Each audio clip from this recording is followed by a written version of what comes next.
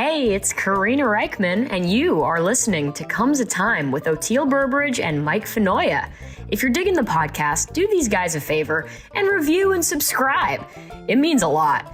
Be sure to follow the pod on social media, YouTube, and if you're joining for bonus episodes and exclusive content, go to patreon.com/comesatimepod and get on the bus. And now, here's Mike and Oteil. Welcome back to another episode of Comes a Time. That's Oteil. And that is Mike. Who we got today, Bubba? Bubba, today we have our friend Karina Rykman, the very talented, the very happy, the very inspirational, always making me light up. She's like the sun, dude. She's the sun after a stormy day, isn't she? Like she even looks like the sun somehow. The always foundationally calm. Yeah, always foundationally even while calm. being excited. For Christ's sake, yes. She's doing great. You're jealous. I'm furious. I love her, but I'm also like, God damn it. If I could just feel that for one day. You're going to see me one day at one of her shows, like clipping a little bit of her hair and just eating it. Be like, let's see if some of that calm can get in my... But no, she's the best. I love her so much. And I'm so happy for her. And she's just killing it. Her new album, Joyride's coming out. It's out. Directed by Trey Anastasio. Today? It comes out today? Well, we're going to be releasing this probably not. Oh, yeah.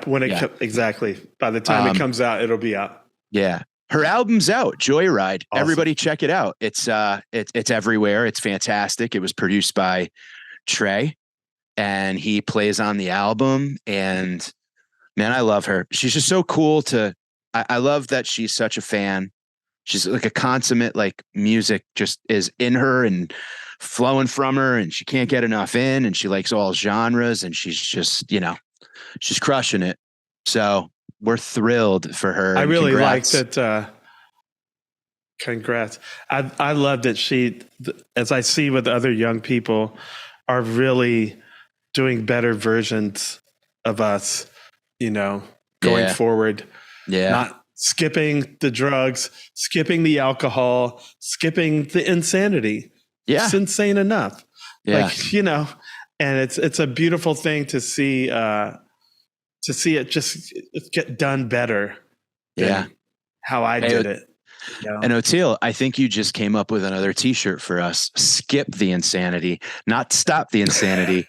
Skip the insanity. I like it. Just skip it. I like that. That's a good message. Yeah. That's the one you wear the yes hat for, not the no hat. Flip it. Yeah, totally. That's so funny. Open, close. That's a good idea. Yeah, no on the front, and then on the back it says yes. So you can.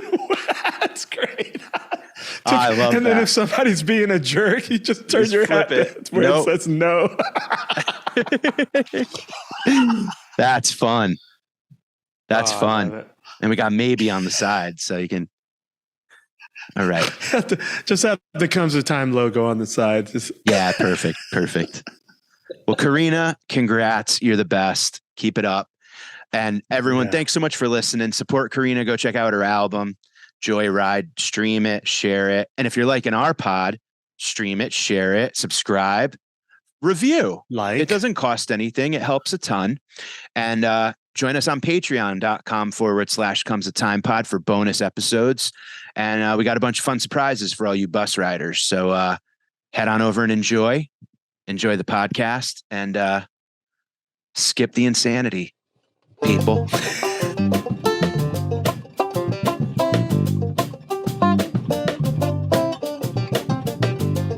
Hi, Karina. Hi, Mikey. How you doing, pal? What's going on? Look at that smiling face. It's so great to see you. Better to see you. Thanks so much for having me. This is a delight. It's always a delight to chop it up with the two of you. Come on. It's thanks for having me back. This is so wonderful.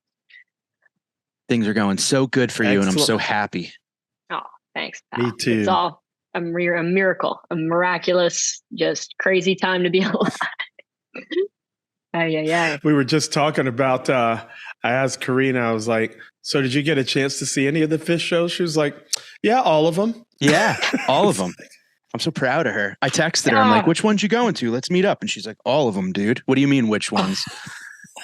It was a rare and spectacular, just like to actually be at home, meaning in New York, and not have gigs during those, like just at that specific amount of time. I was like, well, what am I going to do? Watch TV? Like, fuck, come on. Like, that's, I'm going.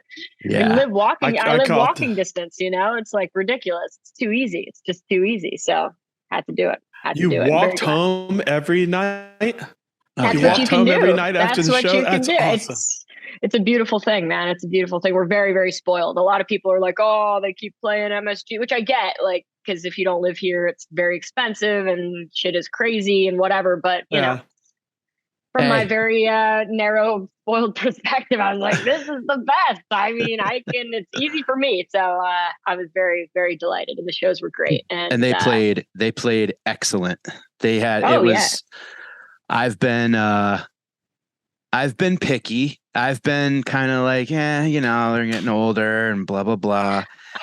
They shut my ass. They shut my ass right up this tour. It was kick ass. That's right. It was killer. No, it's not. And look, I'm only being, I'm a curmudgeon because you know what it is too. It's just like that, like growing up, seeing them when they were, I was a kid. They were 20 years younger, 30 years younger, whatever, like. Sure. What are you going to compare? It's stupid. We all do it and it's dumb. Maybe we don't all do it. You seem to not do it, but you're weirdly calm and perfect. So, well, let's not throw words like that around. Like, I don't know.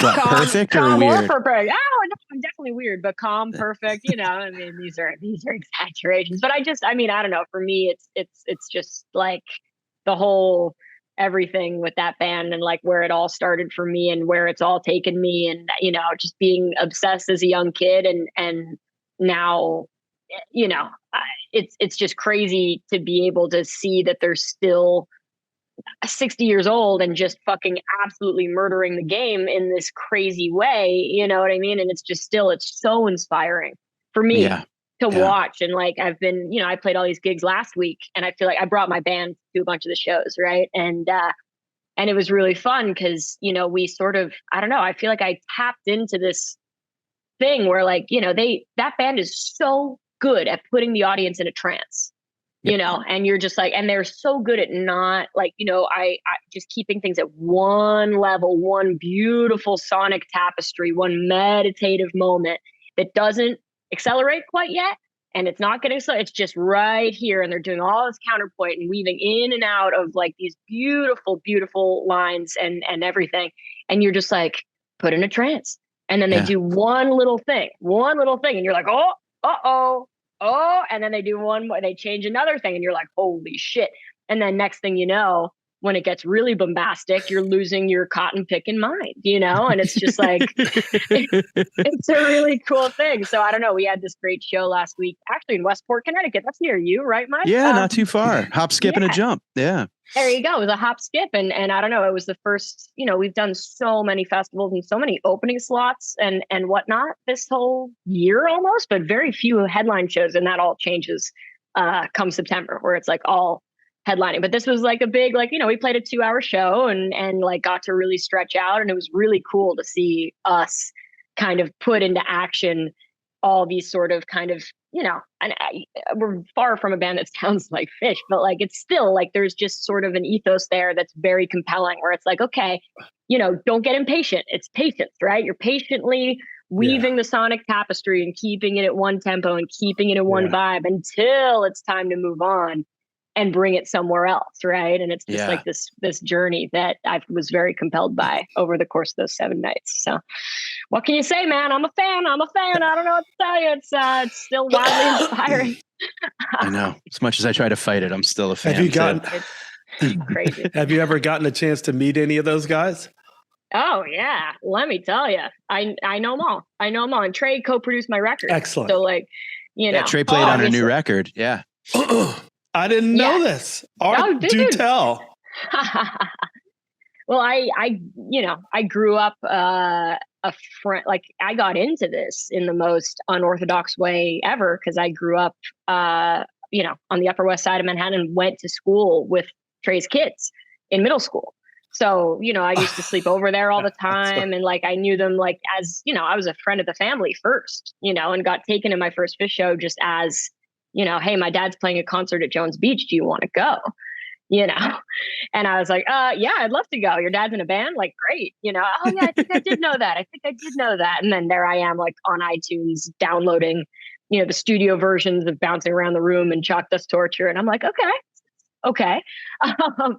And then they took me to Bonnaroo the next week. And then I was literally, 15 years old, like in the practice room watching like Fish rehearse with Bruce Springsteen. And like all these crazy moments that like completely shaped me for the rest of my life. And I fell deeply in love with music there, and then the rest was history. So by the time 10th grade rolls around, I'm like, can we go to more of these? Like, completely obsessed and really into it. And then I joined Marco Benevento's band when I'm 21, 22.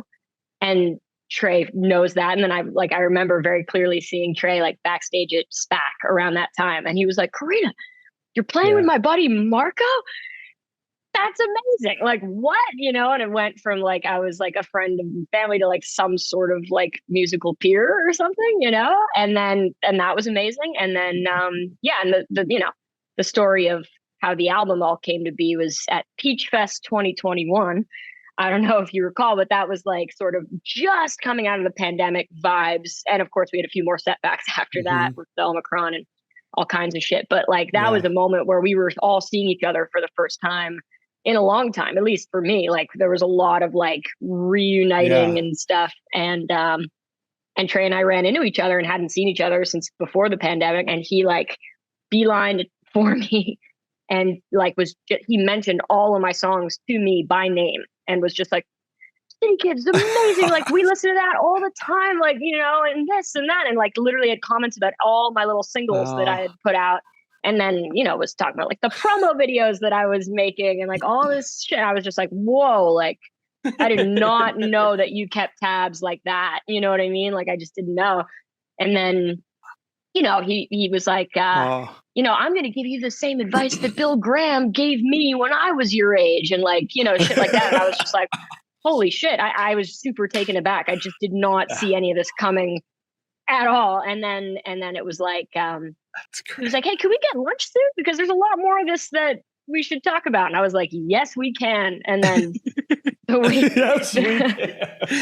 week after we went, like, we had like a 3 or 4 hour lunch where we just talked. Cause I told him I was like working up to like a record, and I was writing a ton and recording a ton. And he was like, oh shit. And he's such a, supporter of original music in this, you know what I mean? Yeah, and not only a supporter of, but a writer of, like that's his whole shtick, as we know, and so he like so prolific, oh my God, like the most, like actually insane, and so long story short, what came of all of that in this little moment in July of 2021 was that he was going to give me the barn where Fish had made many of their studio records and whatnot. And Bryce Goggin, who had made many, many Fish records, among other incredible records. And then Trey said he would co-produce it along with Gabe, my right-hand man, who I've been working with for a long time. And he would play on it. So Trey plays on 5 of the 9 tunes on my record. And like really reshaped all of it. So do I know the guys? Yes, I know the guys. A little bit. Yeah, totally. Did you say this on the podcast last time? And I just have Alzheimer's and forgot. I'm getting old. You tell me. I have no idea. No, you did. It's okay though. It's fine. It's fun to hear it again. I mean, it's so fun to watch video of like Trey in the studio playing along, like first take, nailing everything, and like your take on his first takes, and it's just wild. I mean, I send you messages all the time. I'm so goddamn happy for you. And you were on the news the other day. You were local on the news, baby. Local news. That's when it's real, Karina. That's when it's real. It brought like, it's funny about that. Like, it's like, I mean, I could tell you more about all that, but like, I felt like I was on Channel 7 here in New York, Eyewitness News, like the culture reporter, Sandy Kenyon, who's also very well known for like being in the back of the taxi cabs on Taxi TV, with the Eyewitness News Movie Minute. I've watched that like, so many times. It's the best shit ever. I mean, and I was so obsessed with it as a kid. But, it's funny. I feel like, sometimes like, people like, especially like older people or people from my past, like, people who have kids my age or whatever, who are like doctors and lawyers and business executives and you name it, like they look at me and they're like, this is a derelict. You know what I mean? Like this is a person with a fucked up job that's not normal and is not going to last. And she's weird and it's eccentric and strange and whatever, which is totally cool and fine. I'm really okay with shouldering that. It's not a big deal to me. But I feel like the news piece brought this like weird legitimacy to people like, and I was like, and I'm like getting hit up by all these people who like, I'm pretty sure before the news piece thought I was an absolute heathen. And now they're like, oh my God, you're really doing it. And I'm like, what the fuck, dude? I'm like, you were in my cab. I saw you in my cab. I'm like, what the hell? That's what it takes to be really doing it. Like, but cool, but I'm down. So I don't know. It's so weird what people, Thanks for all the support all along the way. Appreciate it. Totally. Really good to see. Good to see that you're stoked. Yeah, thanks. Yeah. No, I love Channel 7. So funny. Great. Love the news. It's great. The minute it hits news or newspaper, like you think you're a good little league baseball player, but then when the advisor says that you're a good baseball player, then you're actually a good baseball player. Right. Before that, it was all hearsay and conjecture. But once the guy who writes for the local paper says you're good, that's when you're really good. Yeah. Watch out, Yankees. Totally. Here I come. Yeah, totally. Like for all the years of like, sleeping on the floor of the van and like being like, it's just like, and then now it's like, I don't know. It's very strange, but I'm obviously honored and stoked and it's a beautiful thing. And Sandy Kenyon has been in my life for a long time because when I was in high school, I had a band called Youth Posse. And I tweeted at Sandy Kenyon because we were all obsessed with him from the back of the cabs. And I was like, Sandy, we're making a record. Would you come and track on the record? Because we just wanted him to like give like a movie review, but like for the band, And he was like, oh my God, absolutely. I've never felt so cool in my entire life. And he like came and recorded on our record. And the whole record starts with him in his newscaster voice just saying, Youth Posse is the kind of music you feel down below. And really, we all pissed our pants, obviously, So he's been a long-standing figure in my life, And then, of course, for whatever reason, he's just kept tabs on your girl, like, you know what I mean? And then he reached out to, he's like, Karina, you're coming out with your first record. What better time to do a news story than right now? And I was like, Sandy, my man, why are you so smart? My man. Love this guy. He did a story on me in 2020 that was like, he was like, Karina Rykman, pandemic pioneer, like I remember that, which is very cool and very sweet. And and now this 3 years later. So very bizarre, man. Very bizarre. World is this keeps interesting place. Keeps on going, man. It's magic, man. Isn't it so cool, OTL, to like, Karina we were literally just having a conversation about how it's like, there's fans, like you get fanatical about things, right? Like I get geeky about music, Oteil's geeky into wrestling, like, but when you're in your thing, like you guys are geeky about comedy, but I'm in it. So I don't really think like that. You guys are in music, so you don't really think like that. However, Karina, you're still like a geeky music nut. And so's Trey. And that's like such an important thing because like, I want to ask you, like, why is it important to you, do you think? And for like your growth as a musician, to sit in the stands and watch a perfectly meditative moment like Fish and stuff like that. Like, what do you think that does for you as a performer? So much. I mean, for me, like and it's kind of interesting to see because like, there was definitely like Karina from 14 till 20, like, for a while there, like I wanted to, like any night that I wasn't playing or rehearsing, I wanted to be seeing live music in a big way. But I feel like it's shifted a little bit in a different, like I still go and see an absolutely gargantuan amount of live music. Don't get me wrong, when I can, let's not front here, but as opposed to seeing it 5 nights a week and then playing on the other 2, it's more like, yeah. I feel like now that I'm like I'm really putting an emphasis on my own creativity and my own songwriting, which is very different than being a sideman, and all these things for me, I feel like sometimes it's just like, I'd rather stay home and practice or write or whatever than just like be out there sometimes, you know what I mean? So I think that's a growing pain. It's a growing, it's an ongoing thing, but to answer your question, I mean, to go and see people doing their thing is so important to me because it just, and that's, my ears are wide to a fault, right? Like I'm so obsessed with such a wide array of music that like, for me to go to the Vanguard or where to see Brian Blade and get like so geeked on that. And then I just saw Queens of the Stone Age the other night, and that was a whole other part of my brain. But it's all the same. It's all music, right? And it's just, it all, for me personally, it goes in your synapses and then it gets digested. And then when you write and when you perform, it just gets filtered through your unique you-ness. And it just adds breadth to your whole thing, I feel like, and I don't know, I've always felt that way. And I've always just been so like, it fuels the inspiration tank. You know what I mean? It's a real thing. And the Fish shows definitely did that. But like, it's amazing, you could see and of course living, growing up in Manhattan, there's just so much going on. You could see the craziest jazz any night of the week.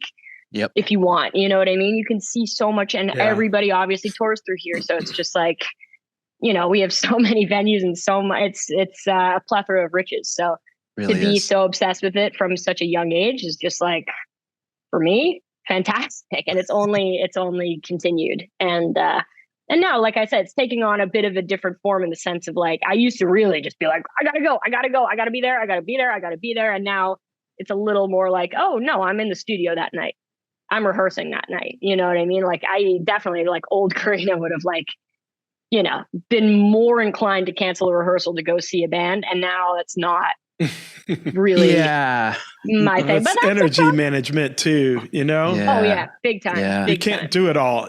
If you want to accomplish this, you're gonna pay a price if you want to do both things. So then the writing's gonna suffer. Like there's only so many hours in a day. That's real. But I do think it's a real strength of American music is that gumbo part of it, because there's so many influences and parts of your brain that go in, and then you don't have to worry about it. It's all going to come back out somehow the way it's supposed to. It gives us just like, but I think in America, it's like a little unique. I mean, now in the internet age, it's everywhere. Sure. But if you think about like a long time ago, there was just a lot of gumbo getting mixed up. Hell yeah. Super true. It's so funny that you say that too. Cause like Karina, I had that moment as a comic where I kind of had to be like, I have to work now when I used to play. You know what I mean? Like I spent my whole life following Fish around. I spent my whole life going to concerts at anywhere I could. Like during the hiatus, I went to like learned about a million different other bands and always on the road going to shows and stuff. And then I had my own shows. And then it's like Fish plays 13 nights at the Garden, but I got gigs, like, so I'm like, shit, what do I do? I can't go to all of them, and it's just such a weird thing, but you do kind of have to be like, all right, like I got to work too.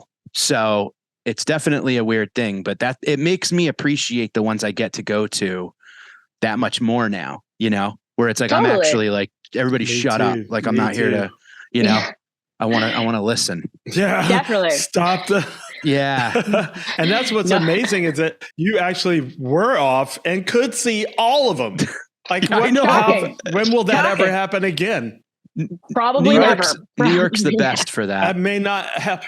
New York is the best for that. Even if you had a gig in New York, you still could have maybe potentially pulled that off. Like when I went to Vegas to see I was in Vegas doing shows at the Cellar, but I went to the end of all 4 Fish shows. Like, so I got off stage at the Cellar, raced over to the MGM and saw like the last 4 second set of all 4 nights. But yeah, people are like, what are you doing? And I'm like you said, what am I going to go back to my room and watch TV? Like my favorite band's here. It's like, I'm pretty sure I'm going to go catch, set 2. Yeah. I don't know. It's if you're into something, I get that. I super get that.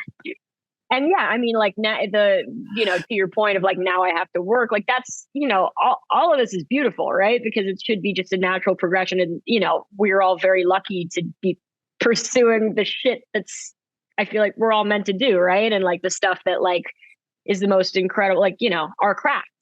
Not everybody is so lucky that they can fucking really do that to this extent. And I'm still like, I thank my lucky stars. Like, if I have to miss anything because I'm doing my thing, that's fucking awesome. You know what I mean? Like that's incredible. And that's what's happened. Like, the past few, like I had to miss like when Fish played the Garden in April last year. I went to one of those and then went right on the road right after that. I missed last New Year's run, shit that, which we only think like, and Trey's like, yeah, like you're playing gigs, like, come on, like it's fucking cool. Like this is what you should be doing. It's real. Yeah. That's real shit. So no, I'm into that. And also the like the self-preservation element of it to me, like, and you just can't, I don't know, like you're saying, you only have so much energy. You only have so much in the tank. You only have so much that you can give. And like, that's part of, trying to protect your energy and protect yourself and your all those things. So like, I don't know, I feel like that definitely has become a part of it for me more so than when I was young and like, and not, I don't know, when I was, more just like, okay, I'm going to go here and fly here and see this and do that and go here. And then I'm going to have like 4 hours and then I'll get on the next plane and I'll go there. You know what I mean? Like, even if it wasn't even work, like it was, or whatever, you know what I mean? Like maybe some of it was, and then I was, then I'll go see Nine Inch Nails at the Bill Graham. And then I'll fly back and make it back in time to play Christmas Jam. All right. Like we got this, And I'm like, that's just crazy. Like, what's wrong with you? Well, you weren't doing drugs. You weren't doing drugs and drinking like a fish. So, so when you're young and you're not doing all that stuff, you do have the energy. Actually, when you're young and you are doing all that stuff, you have the energy. It just doesn't last as long. And all of a sudden, at like 28 or something, it's like, wait a minute. Oh, no. This hangover lasted 3 days instead of, just waking up and doing a bong hit and starting all over again. Yeah, right. Those days are long gone. Yeah, right. So, people like figure out their ratios and their ability to do things, and right, like all that is so true. It's so true. Yeah. And that's part of growing up too, man. We're all just growing up here, guys. It's all good. It's all good. Embrace it. Well, especially for you, I love to see the younger people like getting it. There's so many people I see, your age that are like not drinking, not doing, it's just like, they're like, yeah, they looked at us and they were like, yeah, that didn't look like it worked out so good for you guys. We'll just skip that part, so I'm glad to see, even with you like being ahead of the game, not doing all that, you're still like, yeah, I got to manage this energy. You only get so much. We have a gas tank no matter what, and you got to keep your eye on it. Definitely. And I feel like just more, and I mean, for me personally, it's just been like, even in the last year or so, like people like kind of, I don't know, there's people demand so much more of me, you know what I mean? And like, you have to really kind of put your guardrails up a little bit in terms of who you let in and who you let, kind of take you for, and people who want to be your friend, but they're not your friend and they want something, I don't know, like very interesting, weird stuff, like kind of on that level where you're just especially whoa, like, now, like when you have on your album, it says Trey co-produced it. It just changes it changes everything, because people are going to be like trying to hook into you. Which they have been for years. That's why I have this thing where, I want to get a hat and a T-shirt that says no. Just say no. Like, ooh, buy yourself some time. It's interesting too, because it's like, you get so excited about all these people wanting you and all of that. And then, like you said, like you kind of almost have to like put up those walls or let one in and one out and all that stuff. I've had friends that have had like, I'm watching some of my colleagues and friends have like skyrocketing success, and they sell out Radio City. And before they can even get excited about selling out Radio City, they're like, you sold it out so quick. We got to put the theater at MSG up now. Like, we have to do it now. Like, get on and promote. And it's like, can I just enjoy that I just sold out Radio City? Like, can I have a beat, you know? And it's just like, is it ever enough, you know? And that thing is terrifying. No, it's not. Yeah. It's more money, more problems. Yeah. You know, success challenges way more people than defeat or failure. Failure is easy. Yeah. Sure. Or even the road to success, you know, like you look back on that and but when it really nostalgically. Hits. Yeah. Oh man. Yeah, exactly. Oh man. You look back on those like salad days, like, boy, I wish I had that again. Nobody gave a shit where I was, or, you know what I mean? You think about that with Jerry. I think about that with Garcia a ton, where it's just like, he totally that anti-hero, like no interest in fame, but he's just kind of like pulling it together for some like morning interview. And he's like, oh geez, you know, I'm not a god. I'm just an adequate guitar player. Like just try, like, it's no wonder he never got to leave his hotel room and all that other shit, you know? So it's tough, man. So tough. It's bananas. It's bananas. Yeah, there's no all you can do is look at other people and how it scarred them. You know? Yeah. And then you can say, okay, don't do it like this. You know, Dolly Parton's the only one I've ever heard of. I've told this story before on a podcast, but they were interviewing her, people that had worked with her. And they had done a movie. They were on a movie set that was just excruciatingly hot. They're just, I don't know where they were filming, in the desert or whatever. And she was just chipper the whole time. And they're like, how are you in such a freaking good mood? She's like, well, since I was a kid, I always wanted to be famous. And now I am. And so this is it. And I'm happy with it. I thought that was the most zen acceptance. Like, wow. It's like, yeah, Dolly, get it, Dolly. It's so good. Yeah. I love that. That's awesome. Yeah. And, you know, there's, you know, when people are, I don't know, it's like at my stage and phase and whatever, you know, everybody's like, well, you know, what, you know, in 5 years, where do you, whatever. And like, what are your goals and like shit like that. And I'm just like, all I want is to keep doing it. Right. That's it. That's Don't it. I have no interest in any of these like specific quote unquote milestone series. It's a series of false peaks. You know what I mean? Where it's just like, no. I'm like a gambler who wants to stay at the table. You know what I mean? Whatever that means, just keep playing. That doesn't mean this many tickets sold in this city and this many, like none of that shit matters to me as long as I can just keep doing it. So, but then it's a catch-22, right? Because it's like, amount of success to be able to keep doing it, right? So it's like, okay, that's complicated, but somehow in a weird way, Karina, that right there, that realization is success. Like that, to me, you know what I mean? Like I see that as like, like, you know what you want to do and how to do it because you've been doing it and it's just what you're doing. And it's that simple.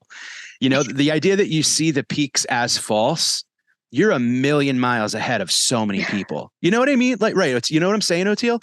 It's like that thing of just, like, I mean, when I started, all I wanted to do was not have to work a regular job. Right. I was like, if I can make enough to not get in traffic, I have made it. And so all the rest is past then.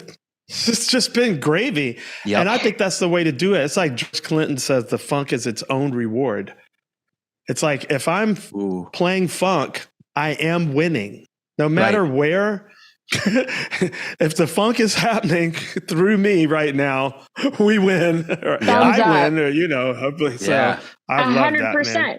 And you win and other people win by virtue of you loving it. And then it's this kind of energy exchange of you're so stoked and they're so stoked. And that's just what it's all about to me. Like that's fine. Yes. And that can be for 200 people and it could be for 50,000 people and it could be for 10 people. Like it doesn't, you know what I mean? Like that it's the energy that's exchange. What brings, right. Yeah. Right. That's what brings the thousands of people.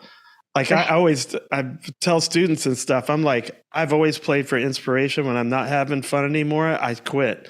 So if you just are always happy and inspired, all the rest will follow. The people, the money, the blah, blah, blah, you know. the accolades, but none of that really matters. What matters is that inspiration, and then it gets shared, and then we all win. Boom. Yeah. Yep. I love that. I literally said that. I literally said that in an interview like yesterday, where I said, like, when it's not fun anymore, I'm done. You know what I mean? Like, which is, I really believe that, because to me, the actual enjoyment of doing it and the process of, and whatever, that's where I get my rocks off. That's what I love. You know what I mean? It's just like the playing, the writing, the good moments with good people. You know what I mean? Working towards a common goal with people you're fucking stoked to be working with, all of those things. And then bringing it to a crowd and having those things, like, if that ever becomes, my favorite, not fun, it's done. Please continue. Yeah. Yeah. No, I was just saying, but my favorite part now, the older I get, is rehearsal. Oh, sick. I love that. Yeah. Because it's just like we're working on stuff and it's like, oh man, and you find something and you're like, oh, when we hit them with that, it's going to be great. And things just happen. And I like finding that's my favorite part now of the whole process is when everybody flies in and we're rehearsal and like, all right, what are we? It's like you're preparing the magic trick. It's like you're getting ready and you're going like, they're gonna flip when they see this. Right. And that anticipation, that good anxiety that leads up to the rabbit comes out of the hat, and then it's like, whoa. And you're like, oh, can we stick the landing? We're going to segue from this to this to this, and they're going to go nuts. And it's like going through the obstacle course. And then when you stick the landing, you're like, yeah, we do it. It's so good to hear. I love hearing that from you. You know what I mean? Because it's just like, you've been doing it way longer than me. And I've just looked up to you for so long and just so like in such a deep way from, so long ago, and to see you now fucking getting stoked about the same shit that I'm stoked on in these like little micro ways and then bringing it to the fucking people. It's so cool, dude. I love that. I really love that. It's a beautiful thing. It really is. I mean, it's always fun, right? I don't know. Even when it's shitty, it's fun. Like, travel. Not to everybody. I know. Not to everybody, man. Sometimes I'm like, wow, how do you do this? And you're just having so little fun. Yeah. It is. They don't go together, right? I'm like, how do you actually do that? It sounds terrible. Playing really mad. Oh, I'd rather get a job, I think. You know what I mean? Like, I don't know. At that point, wouldn't you rather have like some stability in your life? Like, Jesus Christ. Like, why? You're just going to be miserable at that too, So you might as well have might as well have a 401k to. Fuck, I know. Come on, guys. Yeah. Like, you could just be like anything. I don't know. Like, I don't know. There's definitely times like, whatever, you're on the road or what, you have like a moment of kind of like, ugh, because like what we sometimes live in your dream could be a nightmare, right? We can all admit. So down. And then, but what I've had to remind myself is like, remember having that sales job and having to like make phone calls or having to hit a quota or having to wear a suit or having to cut lawns and blistering heat and getting stung by bees. Like that shit to me is kind of like you might be at a delay at the airport, but you're going to fucking tell jokes, dude. Like you're doing it. You're in air conditioning. You're in an air-conditioned airport, hanging out with food all around you, and money in your pocket. Yeah, things that's are the okay. one that gets me when I'm like, I was really just like in my whatever, jaded, not grateful or ungrateful, whatever. You're riding down the tour bus, and you're just like looking out the window, and whoever's arguing and whatever the bullshit is going on, and you're just like, and then you see these guys and you're on summer tour and it's like 115 degrees outside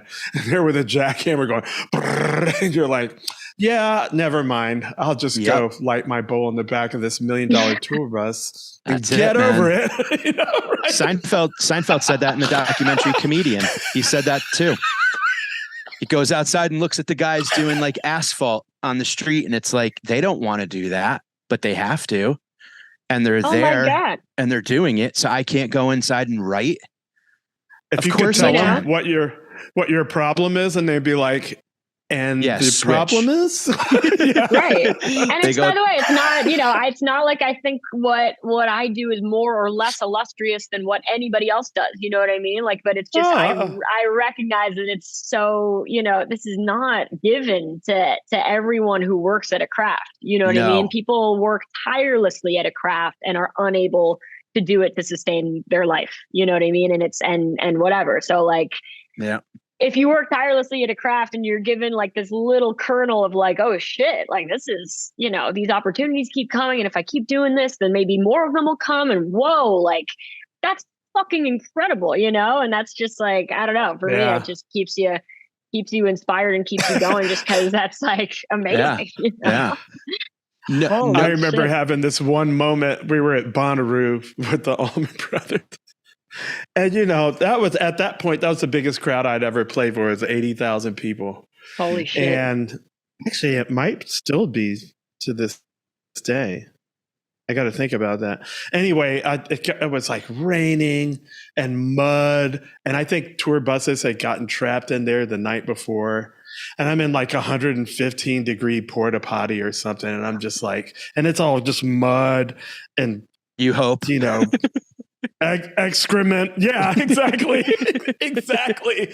And I'm just sitting there and I'm sweating and sweat's dripping off my butt into the nasty dark green thing. And I was just like, this sucks, man. Then I was thinking like, Dave Matthews is same porta potty, like, this is it. And now I look back on it. When I look back on that, I'm going, yeah, that's you still making sacrifices to do what you love. Yeah. Yep. Porta potties are still a big part of your life. Join the club. Cry on Taj Mahal's shoulder about it, I remember reading Yorma's biography when you get to this one part of Yorma's biography and he goes, and then this crazy new thing was invented called a tour bus. Oh my God. Oh yeah, he toured all these years with no bus. In like a van or whatever. Yeah, whatever. Oh my God, it's so crazy. It's so ridiculous. Yeah, right? In Seinfeld's documentary Comedian, he tells a story to a younger comic about, did you ever see that, Karina? Comedian? I'm like, I think I did. And I feel like I did a while ago, but please, tell me the story and see if it shoots back into my brain hole. So I think he said maybe Glenn Miller and his orchestra were flying to a gig in the winter and they had to make an emergency landing and they landed in a big field of snow and they had to walk to the gig. So they pick up their instruments and they're dressed in their suits and their, dress shoes and they're trudging through the mud and the snow and they're all wet and their instruments are heavy and they're carrying everything to the gig. And then they come to a house and the house has like all the lights are on and the family's at the dining room table and there's a wisp of smoke coming out of the chimney and it's like this Norman Rockwell scene and all the musicians are like gross and sweaty and covered in mud and they look in the window and they look at each other and they go, who can live like that? It was just this idea of like that perfect family life. It just to them seemed like so foreign and repulsive, and it's like they'd rather be walking through the mud to get to the gig than to, have a turkey on the table. Who can live like this? Who can live like this? It's just so disgusting to them, Oh my God. See, they're born carnies, man. Born carnies. That's us. I always thought that was so interesting. The wet white gypsies. That's it. That's it. Yeah. Definitely. It's so interesting. It's so funny. I'm at an interesting point right now with stand up where I just recorded an album, a special, and I kind of feel like I emptied the tank. I'm out of stuff. Like I'm starting over. Right. I mean, I'm not out of stuff, but you know what I mean? Like I'm all my tried and true, my openers, my closers, when the crowd would start to get a little tired, I knew what to get used to pick them back up. Once I put that shit out, it's done. You know what I mean? Right. I can't use it anymore. So I'm trying new jokes, kind of hating everything. A couple things are a little okay. I want to ask you, both of you, you put out something, right? Karina, you just put out an album. Where are you when that happens? Like when you've put out the album and maybe you could still go play those tunes. It's the difference between like comedy and music, I guess. But like, with writing new stuff, like does putting out an album mean like shit, I got to get back to like pen to paper and start getting more stuff in the hopper, you know? Oh yeah, I'll go first. But yeah, I mean, it's. I mean, I've been writing this entire time in a huge way, in the sense of like knowing and the album comes out on Friday, right? So we have, we have a few more days until it actually comes. And of course, there's been like this huge lead up of like press and interviews and stuff and like pre-orders and pre-saving and all this craziness and whatever. But not to bring it back to Trey, but I will bring it back to Trey. He told a great story. He's like, he's obviously obsessed with continuing, like, or right. like, urging me to continue. Just, you have to be working on your second one before your first one comes out. You know what I mean? And whatever. And I'm like, oh, absolutely. Which I subscribe to that. And he said the funniest thing where he was just like, because he's like, no matter who you are and no matter what what level, blah, blah, it's like, the day your record comes out, everybody is going to call going, oh my God, congratulations, your record came out. And you're going to be like, yeah, my record came out. Oh my God, thank you. And then the next day you're going to go, hey, my record came out. And your friend's going to say, my aunt is flying to Portugal. And you're going to be like, well, my record came out. And they're like, yeah, that was yesterday, but my aunt is flying to Portugal today. And you're going to be like, okay. Yesterday's news, like, that fast. That fast. Which just cracked me up. And of course, that's that's an extreme image of the vibe. But like just that, like, you build up, and then it's out, and then hopefully things continue to happen and whatever. But no, I definitely, I mean, and especially in this day and age that we're living in, like, and this very much quickly consumed media and all this shit, right? It's just like you just have to feed the system and keep things going. And of course, but that's, if you're a songwriter, it's inspiring, if you will. You know what I mean? Not because you feel, I don't know, like it's obviously doesn't feel good to feel rushed, but it definitely feels like, okay, here we go. We got something coming down the pike, comes out on August 18th. We know this.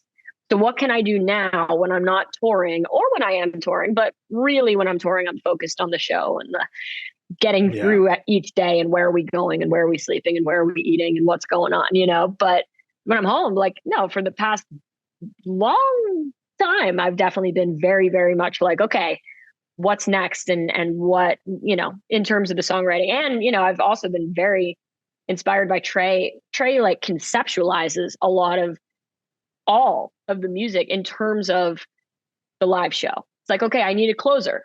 So I wrote Run Like an Antelope. Yes. You know what I mean? And that's what he said. He was like, you know what? I needed a closer. So I wrote Character Zero. You know what I mean? Like I needed another. It's just about filling the slots in the set list, right? So like this smart. will be a good this, and this will be a good, and like, and I'm like, talk about being a geek lunatic. Like I'll be at a show, right? And like, I'll be like, oh yeah, people are going crazy, right? Like, what's this BPM? And I like tap out the BPM on my little phone. I'm like, okay, tomorrow I'm writing a tune at 132. You know what I mean? Like, or whatever. Talk about being a fucking idiot lunatic. But that's so great, though.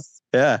Part of the vibe. It's part of the vibe. So yes, to answer your question in a long-winded fashion, which I did, always be writing, always press record. Always press record. Oh, Teal? You know what the funny thing is? I haven't written anything new in about 5 years. But, I mean, when I had Nigel, really, yeah, please. It's just about like balancing stuff out. Like, I have hard drives here full. In fact, when we moved from Atlanta, and I had a recording studio. We finished the basement, and that's the first time I had to like sit in my own basement from midnight till 6 a.m, no kids, or 8 a.m, or whatever, just 24/7, just write. I've recorded all these different things, a banjo record, all this funk stuff. Then I have different categories, blues, java, and then we moved. Now we moved down here. We had no space. But now Nigel's like 2, 3, 4. Now he's 8. When we moved into this last house, I got all these hard drives, and me and Jimmy Rector copied them. Well, after I copied them, I started listening to all this stuff. Man, I have so much stuff. I was a busy beaver. Like if I just recorded and put out what I already did, like, like in a big studio, It'd take me the next 10, 15 years.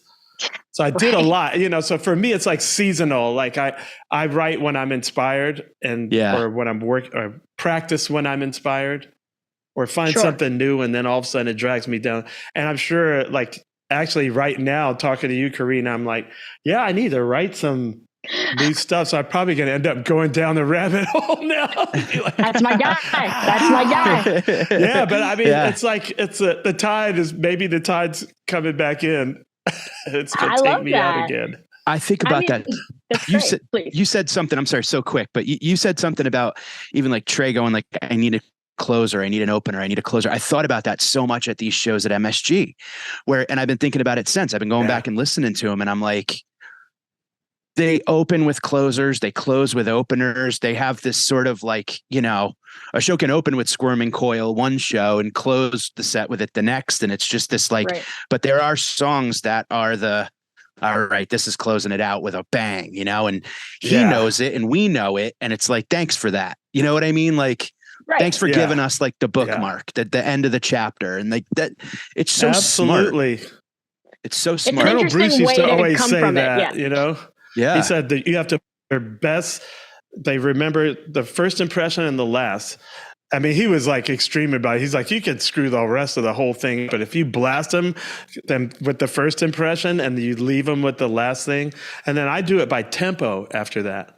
Because I'm like, I don't want to stay at the same tempo all the time. I want it to rise and fall. Yeah, you want a heartbeat. So it's like, I want a ballad after 4 songs. Like, hey man, give me a breather. Sure. Especially when songs can be very long. Yeah. Or some songs I'm like, well, this starts out as a ballad, but we know in that jam it's going to kick into a 6/8 maybe, or it's going to go out somewhere and pick up. Yeah. So that's how I one of the more loosely formulaic things that I do, like opener, closer, which like you say could be the same thing. Sure. Pick your best tunes to open with, and then I'm going to deal with the rise and fall, the tempo, and then keys. You don't want to stay a D for too long, A for too. Or if we could segue, like, and I'm going to do 3 and A in a row because then I could segue them, or I don't know. It's fun. Yeah, it's just fun to play with how you're going to take people on a ride. Yeah, definitely. Like building a new roller coaster every night. Totally. No, that's amazing. And it's, it's definitely something I fixate on. And like sometimes, like for me, like I have a couple and great tunes that I love or whatever that are, and my catalog is small now, right? We just, first record comes out on Friday, right? We don't have a ton of tunes. But I could be not repeating songs. I mean, yeah. So I'm like, I like if there's a tune that's like slower than most of them, right? Like that can be really hard for me to place, and sometimes I'm like, okay, like that guy, it's fucking great song. We kind of need to start with it because if we place it in the midst, it's this big energy drop. And that I like the rising and the falling. And actually, again, this show we played in Westport on Friday was like definitely things went up, things went down in this really graceful way, I thought. And it was very well kind of orchestrated in that regard where it wasn't like relentless. Like there was definitely like moments of relentlessness and then more of a breather and then more of an introspective moment. And then we bring it back and whatever. But I don't know. I definitely like generally like to arc things in terms of like, okay, we start here. And for those of you just listening, my hand is placed low and we end here. And my hand is placed high for those of you who are simply listening. It's a simple yet very effective formula. It is wild. And it's so funny how it translates over to other media, like with stand-up, with my special. I broke it up an hour into 4 15-minute chunks, and 3 of them flowed seamlessly into one another. And then I had a 15-minute island of misfit toys, and I had no idea what to do with it. So I broke up the 3rd and the 4th quarter with that misfit quarter. So it was like the 3rd quarter. So like, minute 31 to 45, if I were to like map it out, but I just had to figure out instead of like taking away, what do I add a line to the end of the 2nd quarter to lead into the material in the 3rd. And then once I'm in there, I have to set like an umbrella to kind of like allow myself to kind of go off kilter a little bit and then get back in. You know what I mean? So Sure. it's so funny to think about that. Karina, like how you said, I got to open with this because where does it fit in like the theme of it all? I can't help but look at comedy like music, where it's like that. Yeah. It's got to have a flow. I love that. I envy people that are able to just go up and just rattle off 500 jokes in an hour. I can't do it. I can't. It's not my style. Like I have to. It's got to have a current throughout it, you know. But that was interesting. That was really, really difficult to try to figure out. Yeah, I mean, I feel like, and just working in the context of you only have what you have. You know what I mean? Like you can't. So that's why like the writing is so important, because you're only working within a certain framework. You're not going to be like, oh well, let me just do this. Yeah. Because that'll work. It's like, well, no, well, yes, but what? But what is that? Like you have what you have and you have to do with what you have, what you will. You know what I'm saying? That's it. I think that just summarized art right there. I just feel like that's save your money, kids. Man. And there you go. There you go. Put that on my tombstone. Put that on my tombstone. You must be so stoked for this album to come out. I'm so happy for you. Oh, thanks, pal. I am. I'm like, literally, it's been such a long time coming. I'm just like, let's, I'm so ready to, you know, let these tunes have lives of their own and not, you know, hold them close to the chest anymore. And I'm so ready to just let them go. Best thing ever. Best thing ever. Oh my God. Well, be well until then. And thanks for a great chat. You too. Thanks for brightening my day. We'll see you soon. Aw, you too. Take care. Later, pal. dude. Later.